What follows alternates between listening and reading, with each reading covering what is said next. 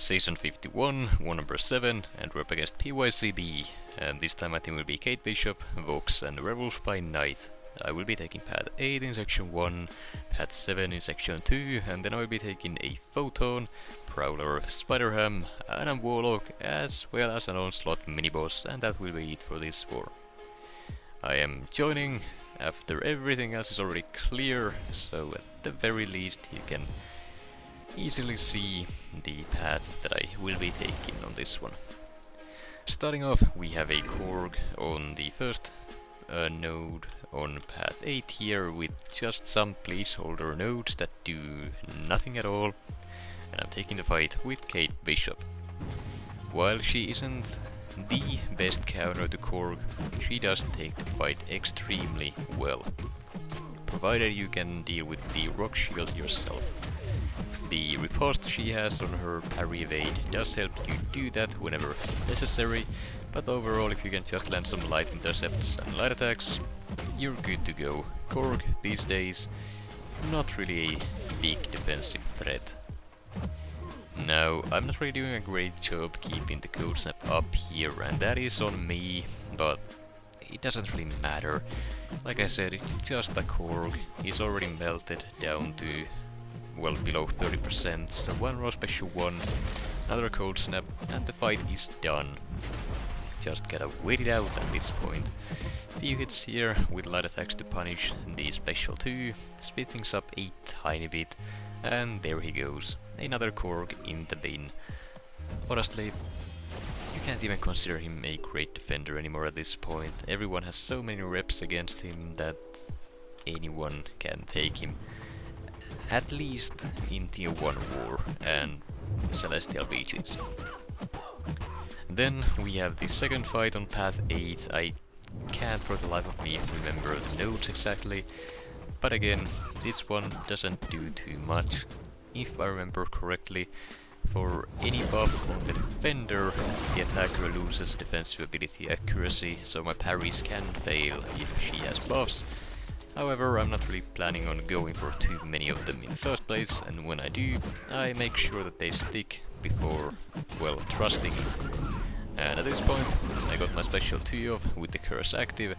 Those ruptures are not quite enough to finish the fight due to the damage reduction or attack reduction from glancing, but it was close, so a few more combo hits and the fight is done. A rank 3 Werewolf by Night against a Cosmic Defender with a ton of buffs. Yeah, that's a matchup made in heaven. Anyways, going forward, next fight is an Iron Man Infinity War on the Make a Stand node here, and I will be taking the fight with Vox. Vox is a great counter to Iron Man Infinity War in general, even without the attacker tactic. However, with the tactic, I get to counter the auto block earlier, I guess. Now, before I get the clarity up, I do need to make sure I watch out for the armor up gain here. If I get unlucky and he gets 4 armor ups from the first few hits, I will get auto blocked and parry stunned because of it, but at this point none of that even matters anymore. He's essentially already dead, he just doesn't know it yet. Go for a special 1 there to drop the degens as well as to get the Undermine buff. The Undermine buff allows me to shut down auto block. Well, not that I needed it anymore at this point, but the degens themselves are doing good damage, so I go ahead, land a few more hits into, or at least try to chain it into a special 2 to pause the degens some more, and then just finish out the fight with that, but it was unnecessary. The degens, even though I didn't have too many of them of the special 1, were enough to finish out the fight, along with the basic hits that I landed following afterwards. Then we have a Zemo here on the second wind unblockable, and standing in fear nodes, and I'm taking the fight with Kate Bishop. Now, since the node is inflicting debuffs on Zemo if I stand close, my plan is to just get the code snap on with an advanced power boost early, and then stay away from him. Pause the code snaps whenever possible with some blocked hits, and then get away once again. Beta special, punish it to pause again, and then get away. I don't want to stand too close to him for too long, otherwise the debuffs will start stacking, and if he gets 5 of them and I'm not in the middle of my own special animation, I will get rooted, and that is when Zemo starts doing all the annoying stuff like bleeding you through your block. However, in this fight, due to Kate Bishop's great damage output, he never got the chance to do that, and the fight went down without, well, any issues. And then we have a Photon on the Ebb and Flow knockdown and right back at it miniboss node, and I will be taking this fight with Kate Bishop. Now at this point I am punching up quite a bit since this is a rank 3 Photon, but Kate Bishop, she has the damage to deal with it. So, still had the advanced power boost active, so I go ahead and drop it even though the protection was up. Usually I like to remove the protection first before dropping the special, so that the code snap gets the damage bonus from the Ebb and Flow Fury. But here I just wanted to keep some sort of a rhythm going in the fight, so ignoring the damage increase, I'm just relying on her base damage output, and honestly, it's enough. I got 2 of the code snaps on, so now the plan is to just keep them on by hitting her block, wait out the pure light form, bait a heavy here so that I can refresh the code snaps, as well as remove the protection once again, and so far this fight has gone pretty much perfectly. A tiny bit of cheap damage there, but overall it can't go too much better than that. The fight took less than a minute and definitely was a lot cleaner than one of the other Ebb and Flow fights I had earlier this season, or season 150, or season 50, at this point I can't remember which one it was. Regardless, one of the more recent war videos, and yeah, let's just forget about that one and focus on this one this time around. How about that? Now then, we have a Prowler on the Scared Stiff and Power Focus 2 miniboss node, and I will be taking the fight with Vox. This is only a 6-star Prowler, so not too worrying, and as soon as I get the clarity up, the fight is not done, but close to it at the very least. The plan is to climb up to a special 2, so that I can get the Vigilance up, which then allows me to bypass miss and actually punish Prowler's special attacks, which is very helpful considering your normal openings against this guy are heavy attacks or straight up intercepting, both of which can be risky in Alliance War. The heavy baiting otherwise wouldn't be a problem, but the Scared Stiff node as well as the Bubble Shield node here would make that a bit more difficult, so avoiding it was the best course of action. Went ahead and climbed up to another special 2 and just dropped it, paused the degens to allow them to do some more damage, and the special 2 damage itself, it's nothing to laugh at. It is actually pretty strong, especially if it crits. So the special 2 combined with the degens was enough to close out the fight, and honestly it was a pretty clean one as well. Then we have a Spider Ham on the Hazard Shift, Incinerate and Poison miniboss node along with Stun Immunity, and I will be taking this fight with Vox as well. And I kinda regret my decisions since, well, Vox isn't the greatest matchup for Spider Ham. For one, Spider Ham lowers your degen potency for all of the nonsense that he has. On top of that, since I can't stun him here, I couldn't get the clarity up in time.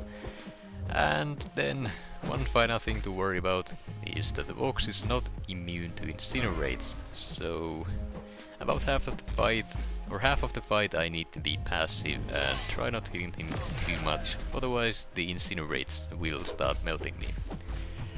So I got cornered, I had to dance around for quite a bit in there, getting some porker poppers on me for power stings, waiting them out, and then yeah, it just wasn't a pretty start. But at this point, when I finally got the clarity up, now I have the upper hand, and I have survived the onslaught that was the start of this fight, I guess. Now I will still avoid hitting him during the incinerate phase, since the damage, it's noticeable, especially if you stack more than 2 of the debuffs. So doing what I can to avoid that, and that's honestly probably the best way to go here. The degens are doing some okay damage, but the degen resistance is definitely showing, and well, I'm not really sure what we were thinking about this assignment. This was essentially me assigning the fight to myself, but looking back I should not have done that, because there has to be some better options, and there are. Vox is not one of them, but I made it work, so can't exactly be too mad at it. But yeah, I keep doing this every now and then, assigning myself fights that I think would work on paper just fine, but then in practice it's a different story. Anyways, next up we have an Adam Warlock on the power efficiency mini-boss node, and I will be taking this fight with Werewolf by Night. Now my Werewolf once again is a rank 3, and this is a Cosmic Defender with some extra buffs as well, so this fight shouldn't be too difficult. I am planning on doing what I can to avoid the falter, so went ahead and intercepted here with my special 1 instead of saying to my special 2 like you normally would with Wolf, just to get the falter on the defender instead, so I wouldn't have to dance around and wait for the falter to fall off. Honestly, that wouldn't have been a problem regardless, just getting the special 2 and throwing it. As you can see, even though I messed it up, the damage is still great. And just a single special 2 was enough to push this guy to the pod phase. Now, hitting into his pod here would be a huge mistake since he is awakened. I could get stunned by doing so, so I just stood back, let him emerge from the pod by himself, before dropping another special 2 and just nuking the rest of his health bar. Fight was fairly simple, and I honestly was a little bit nervous about it first going in, but I had an alliance mate share a video of them taking it beforehand, and yeah, it's a very simple fight. Then we have the final fight of the war, an Onslaught on the Polka Power and Stun Reflection mini-boss node, and I will be taking the fight with Werewolf by Night. I have taken this matchup before a few times, however it's never a fun fight to do. The main reason for that is the awfully long special 1 that Onslaught has. It basically just forces you to take some damage from the degeneration. I'm forgetting the name of the node, but you know what I'm talking about. If you don't land a hit in 6 seconds, you take direct damage. It's not even degen, so you can't be resistant to it. But yeah, it's a very fun node combined with some of these champion animations. But regardless, Werewolf by Night is probably one of the best options for this. You have the constant ruptures on to feed you power from the Polka Power node. You have the regen from the curse of whatever it is, and then there is also the massive special 2 that you can use. The unblockable from the durability is also helpful, but not needed. I have taken this fight before with an unduped wolf just fine, though I can't remember if that was against the 7-star rank 3. Regardless, it is doable. As for the results, we did end up winning the war 8-2. We had a great war this time around, but it could get even greater going forward. We'll just have to wait and see for me to, well, actually upload these videos.